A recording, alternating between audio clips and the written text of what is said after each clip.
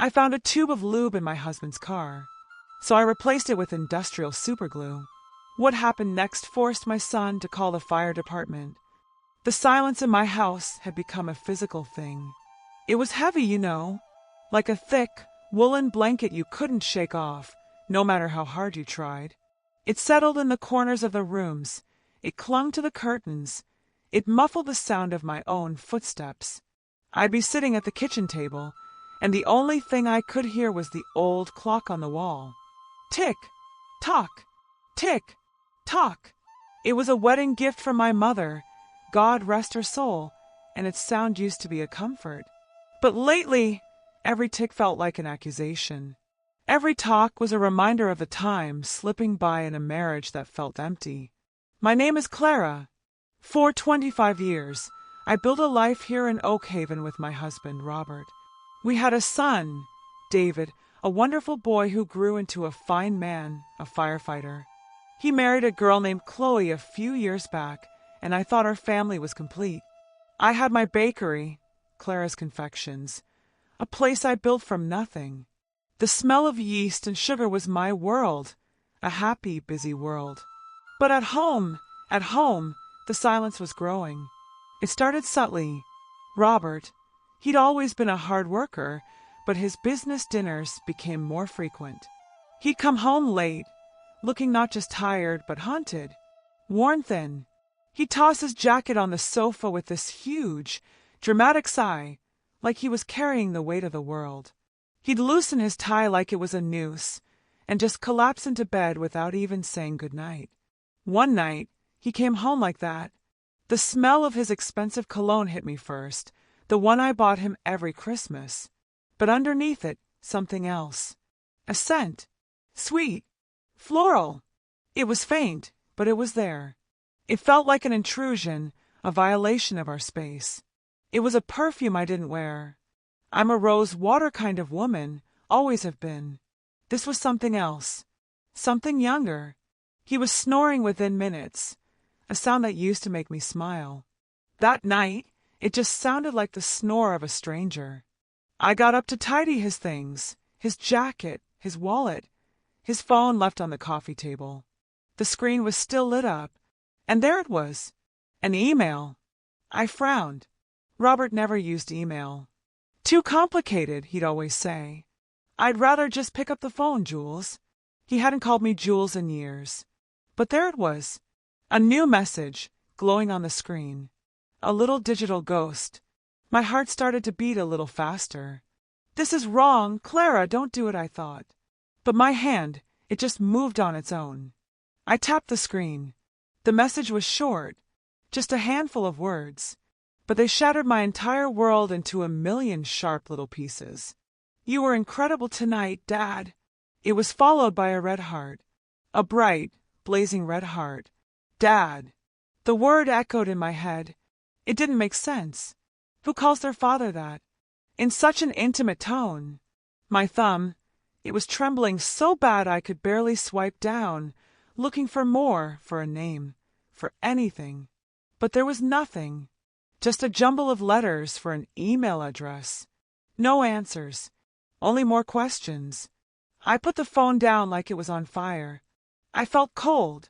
Not a shiver, but a deep, bone-deep cold, like a winter wind had blown right through the front door and into my soul.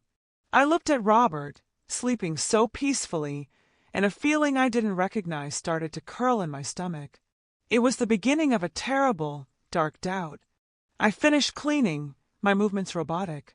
I gathered his clothes for the wash and checked his pockets. And that's when I felt it. A crisp, folded piece of paper. A receipt. From a fancy steakhouse. The date was that very night. The location? Crestwood. Crestwood? He told me he was in Oak Haven, meeting local partners. He hated driving to Crestwood, said the traffic was terrible. But his mother lived in Crestwood before she passed. He had fond memories of the place. The receipt was for a party of 2. A bottle of expensive Cabernet Sauvignon. The same wine he bought for our 20th anniversary. I'd never forgotten it. Filet mignon and a pasta dish. I tried to remember the last time Robert took me somewhere like that. I had to think back years, to when I first opened the bakery. I remember the candlelight, his smile. Was that all a lie? Was it just a faded photograph in a scrapbook of deceit? I took a picture of the receipt with my own phone. I took a picture of the email on his screen. I didn't want to believe it, but a wife's intuition, it's a deep, primal knowing. Something was very, very wrong. The next morning, I went to the garage. His SUV was still warm. I opened the door and the smell hit me, gasoline and that faint, sweet perfume. My stomach turned. I looked around the driver's seat. Nothing. Just some old change, a water bottle. Then I opened the glove compartment, and there it was, a tube of personal lubricant. It was used. I could see the dried residue around the cap. I just stared at it, my hand frozen in midair. It felt like I was holding a dirty secret, something vile and poisonous. Robert and I, we hadn't been intimate in years. He always said he was too tired. That age had sapped his drive. I'd believed him. I'd felt insecure, wondered if it was me. And now this. So what was this for?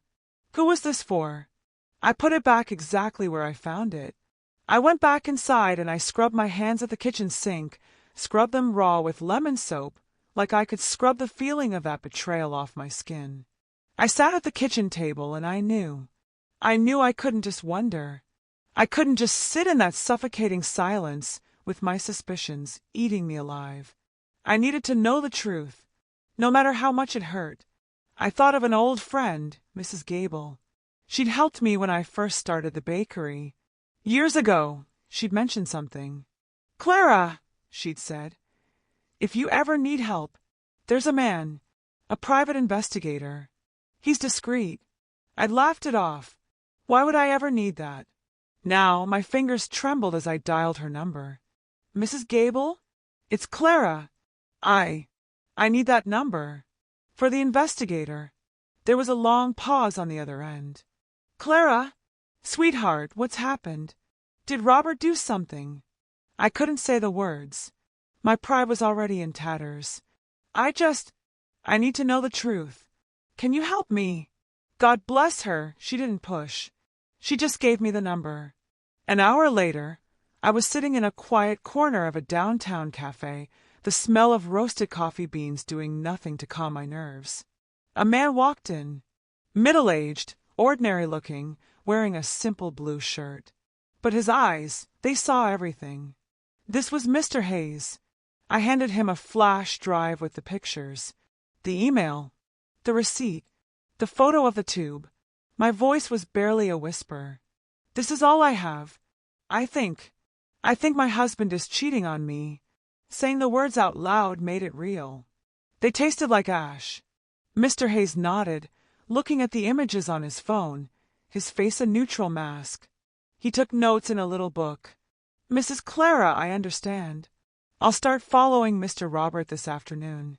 I'll be in touch."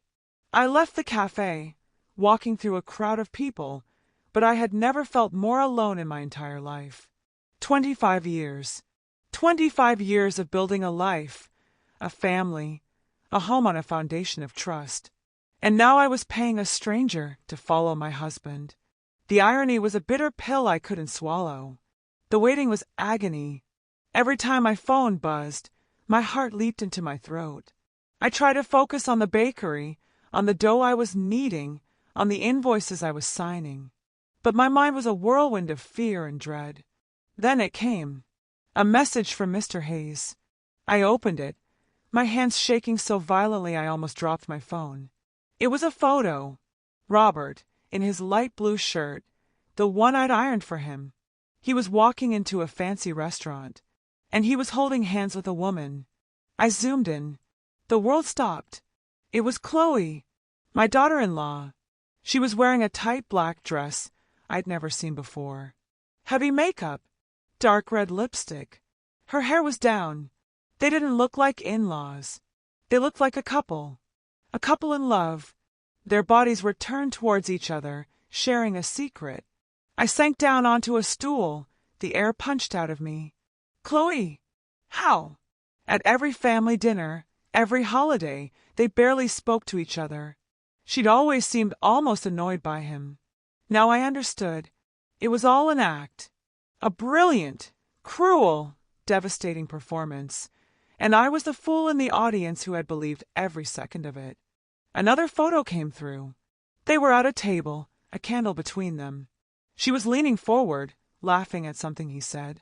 And he was looking at her.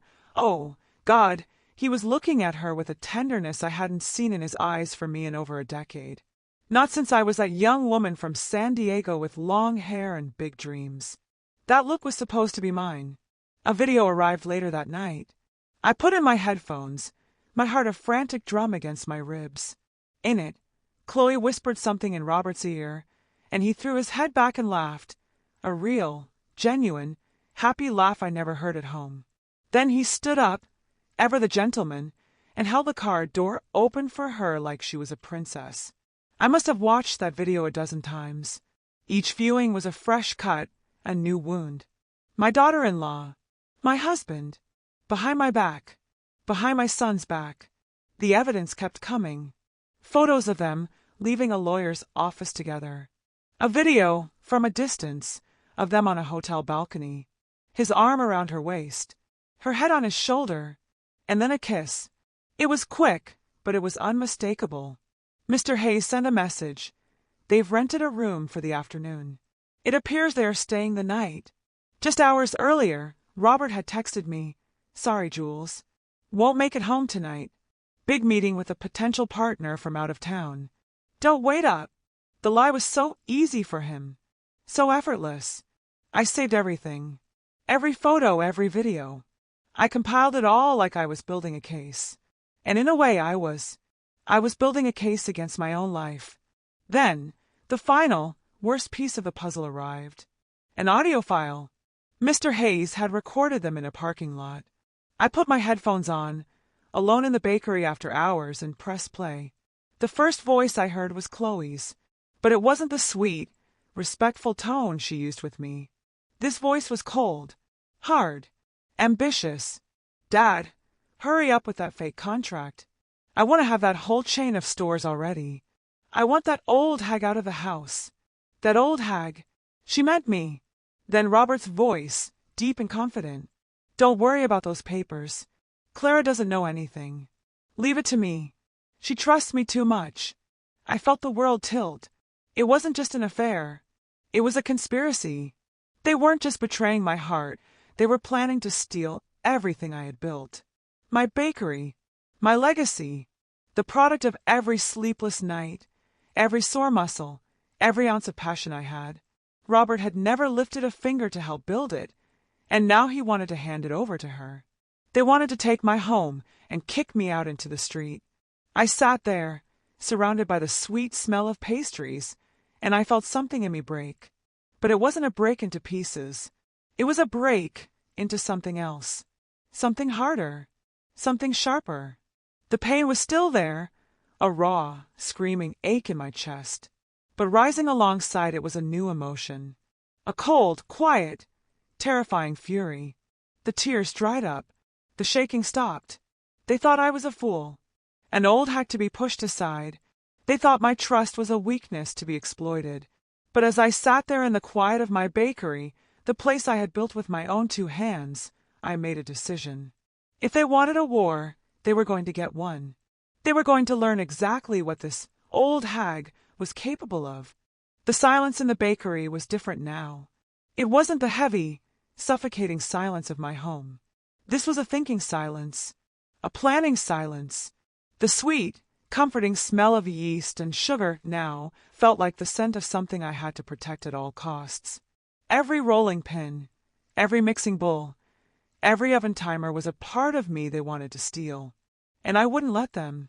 Hearing their voices on that recording, it changed me. The heartbreak was still there, a raw, open wound, but it was no longer alone. It was surrounded by a cold, hard shell of resolve. Robert and Chloe hadn't just broken my heart, they had declared war on my entire life. And I decided, right then and there, that I would not be a casualty. I would be the general. My revenge couldn't be just about hurting them. It had to be about exposure. It had to be a truth so loud, so public, so utterly humiliating that they could never lie their way out of it. They had lived a lie in the shadows. I would bring them crashing into the brightest, most unforgiving light possible. The idea didn't come to me all at once. It started with the tube in the glove compartment, that tangible evidence of their betrayal. I remembered a tube of industrial-strength superglue I had in the back cupboard, left over from fixing a broken chair leg. The plan began to form, piece by cold, calculated piece. I waited for a night when Robert came home especially tired after a few too many glasses of whiskey. He collapsed into bed, snoring almost immediately, and left his car keys on the nightstand. I watched them gleam in the dim light. My heart wasn't pounding with fear anymore. It was beating a steady, determined rhythm.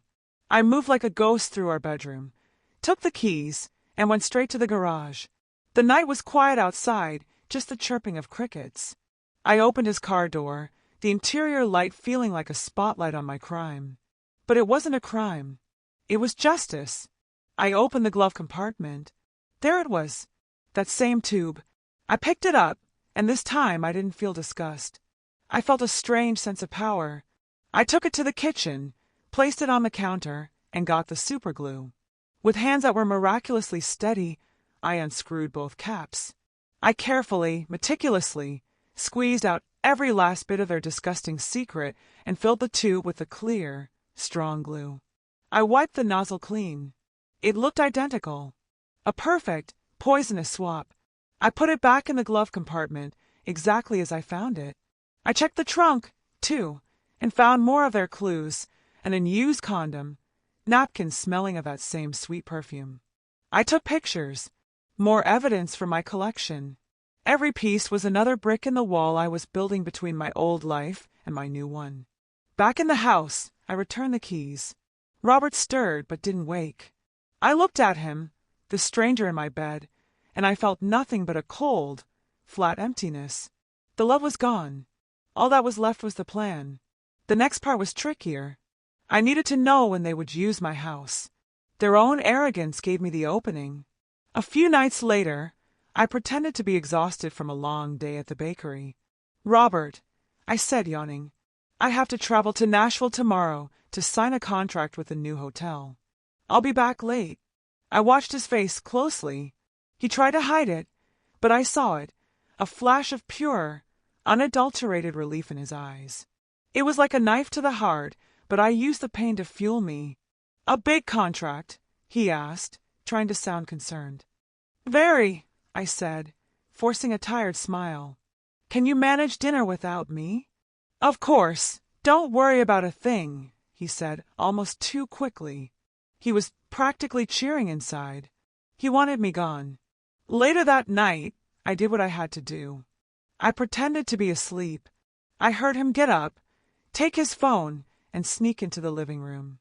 I followed, silent as a shadow, and hid behind the thick curtain. I heard his low whisper, "She's going out of town tomorrow. Yes, come here. To the house. We won't have to go to a hotel anymore. I'll be waiting." I stood there in the dark, listening to him plan their rendezvous in my home, on my sheets, probably in the bed I had shared with him for 25 years. The cold fury inside me solidified into ice. It was time. The next morning, I left for my trip with my large purse. I gave Robert a peck on the cheek, and he barely looked up from his coffee. I didn't go to the bus station. I went directly across the street to Mrs. Gable's house. She took one look at my face and knew.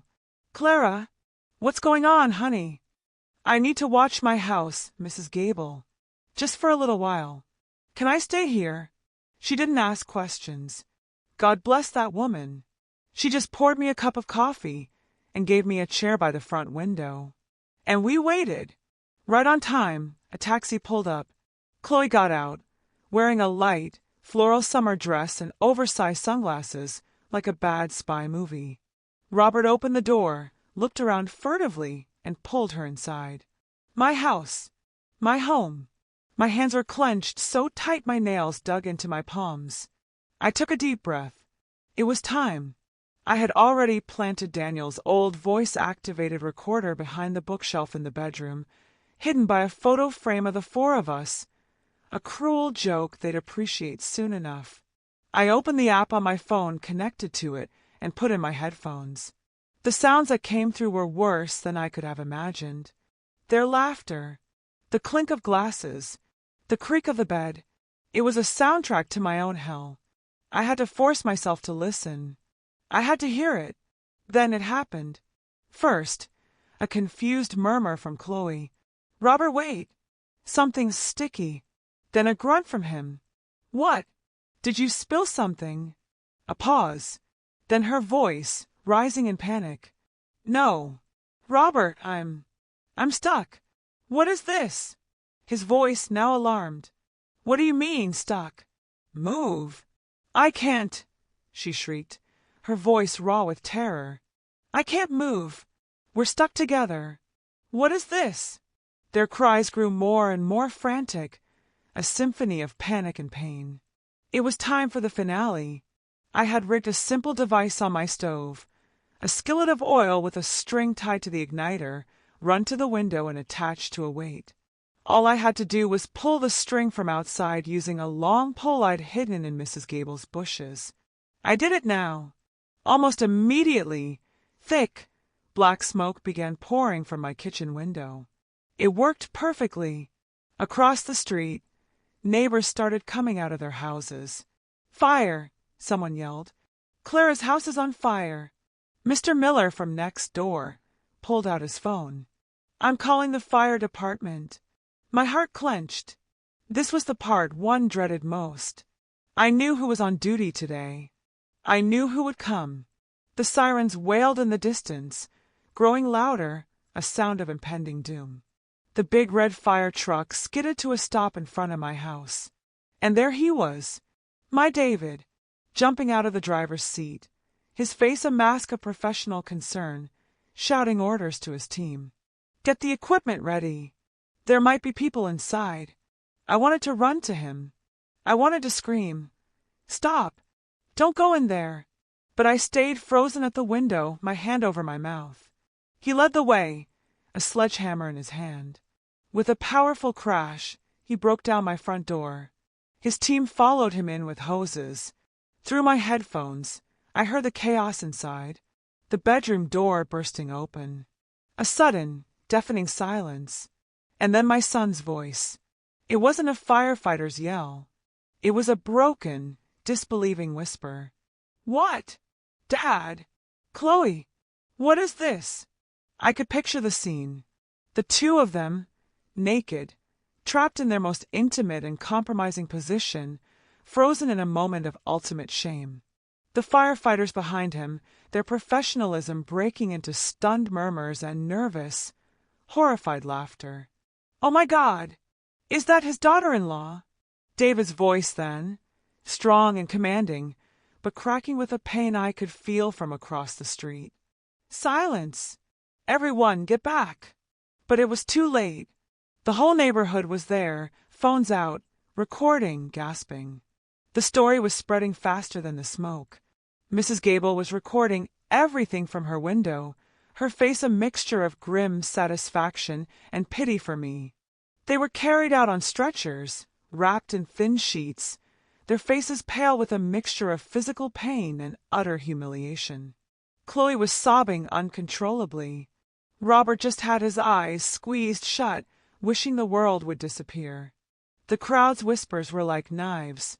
Father-in-law and daughter-in-law, how could they? Poor Clara! I finally moved. I ran across the street, pretending I had just arrived, my face a mask of shock and confusion. "My house! What happened? Is everyone okay?" The neighbors swarmed me, all talking at once, their voices full of pity. I saw David standing alone in the yard, his arms hanging by his sides. He looked like a little boy who just had his entire world ripped out from under him. His eyes met mine, and in them I saw a pain so deep it stole my breath. He knew. He knew everything. I went to the hospital with Mrs. Gable. I played the part of the concerned, confused wife. The doctor told me they'd been separated, that there was no serious damage, just some skin abrasions. They gave me 2 tubes of special ointment for them. At the nurse's station, the young woman looked at me with so much sympathy. "I'm so sorry, ma'am. This is just awful." I gave her a weak smile, and the moment she turned her back, I made the final swap. I took the tubes of medical ointment and replaced them with 2 identical tubes I had in my purse, filled with a mixture of hot mustard and chili oil. I walked into their hospital room. The air was thick with shame. "Robert, Chloe, are you okay?" I asked, my voice dripping with false concern. Robert looked up, his face ashen. "Clara, I can explain." I didn't let him finish. I just placed the tubes on the bedside table. "The nurse said to use this. It will help." And I turned and walked out. I didn't even make it to the end of the hallway before the scream started. "It burns. My skin is on fire. What did she do?" Chloe shrieked. Robert was roaring in pain and anger. The hallway erupted into chaos. Nurses ran. Patients stared. And the whispers started again. "Serves them right. What a disgrace." The public humiliation was complete. A few minutes later, David arrived. He walked straight to me and handed me a thick folder without a word. Inside were the divorce papers I'd asked him to bring from the house, and the envelope containing all the evidence, the photos, the videos, the printed emails. I walked back into their room. The smell of mustard and misery hung in the air. I dropped the folder on the bed and looked Robert dead in the eye. My voice was cold and steady, the voice of a woman who had nothing left to fear. 25 years of marriage end right here. Sign these papers, then get out of my son's life and get out of mine. Chloe was a mess, crying, reaching for David, who stood stoically in the doorway. "David, please. I'm sorry. Forgive me, please." He didn't even look at her. He just turned and walked away. The finality of it was heartbreaking. Robert begged, "Clara, please listen to me. I didn't mean for any of this." But I was already gone. The door closed on their pathetic pleas. In the hallway, I found David, leaning against the wall, his head in his hands. His shoulders were shaking. I went over and put my hand on his back. "Mom," he whispered, his voice thick with tears. "Why? Why him? Why her?" I had no answer. I just held my son, and we cried together for the family we had both lost. The weeks that followed were hard, but they were ours. David moved in with me. We didn't talk about it much. We just worked. We opened the bakery together every morning. I baked. He handled the books and the clients. The community wrapped around us. Customers came in not just for pastries, but to offer a supportive smile, a kind word. They called me strong. They said I was a survivor. One night, over a simple dinner of rice and beans, David looked at me. "Mom, can you make me some flan this weekend?" It was such a small, simple question, but it was the first time he'd asked for anything since it happened. It was a sign of life, a sign of healing. "Of course, honey," I said, my heart feeling like it might actually mend. "But you have to help me stir the caramel." He nodded, and a faint, real smile touched his lips for the first time in weeks. The bakery is busier than ever now. The ovens are always warm, the smell of sugar is always in the air. The silence in the house is gone, replaced by the sound of my son moving about, the quiet hum of a life being rebuilt. I lost a husband. I lost a daughter-in-law. But I saved my son. I saved my home. And I saved myself. Robert and Chloe lost everything. Their reputations, their family, their plan. They are ghosts in this town now. And me. I'm not just a survivor. I'm Clara, the woman who owns the bakery on the corner. The woman who needs her strength into every loaf of bread. And the woman who learned that even when your whole world is built on a lie, you can still build a new one, piece by piece, on the truth. And that new world, it's sweeter than any revenge.